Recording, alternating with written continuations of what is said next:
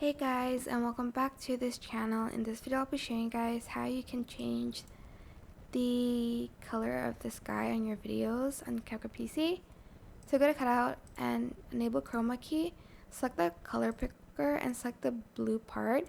If your image has a blue item there too, you can I guess it's a little bit more difficult, so I suggest you have it just separated like this. Then go to chroma key and select the blue part,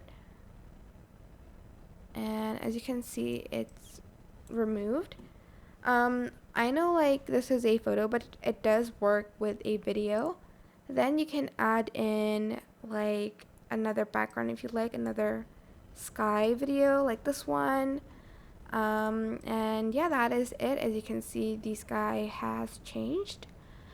And that is it for this video. I hope it was helpful for you guys. Don't forget to like, comment, share, and also subscribe to this channel. And if you have any questions, just leave it in the comment section down below and we'll try our best to answer them all. And if you found this video helpful, please click the thanks button about the description box down below. Thank you so much for watching. Bye.